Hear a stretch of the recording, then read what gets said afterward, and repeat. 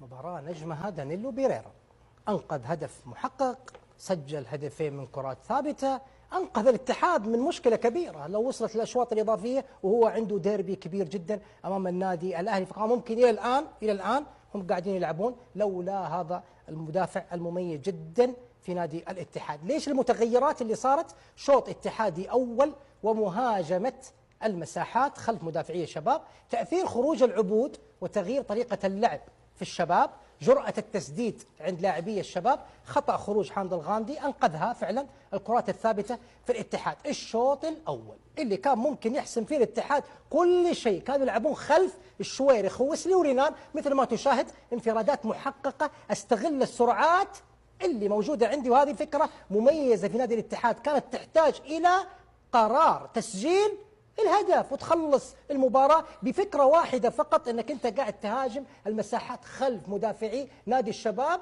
شوف مثل ما تشاهد كلها متكررة كفكرة واحدة، استغلال السرعات، واضح انه هو شغال على السرعات، امر جدا ايجابي في مواجهة 5 مدافعين. تأثير خروج عبد الرحمن العبود، اعطينا عبد الرحمن كيف كان يشتغل. عبد الرحمن العبود يشتغل هجوميا وما شاء الله كان جدا مميز مثل ما تشاهد، جهد كبير في طلب الكرة. اعطينا عبد الرحمن العبود والجري اللي قاعد يسويه طول المباراة في ارهاق لاعبي نادي الشباب، ما شاء الله عليه. هنا شوف المساحة اللي كيف يهاجمها هو بنفسه.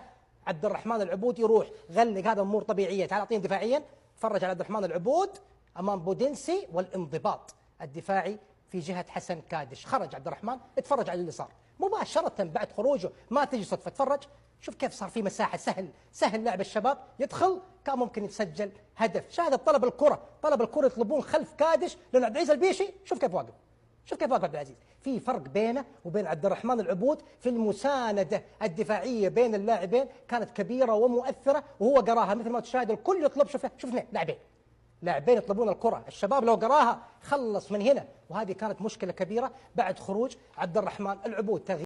السلام عليكم، لا تنسوا الاعجاب بالفيديو والاشتراك في القناة تشجيعا لنا لنستمر بنشر المزيد إن شاء الله.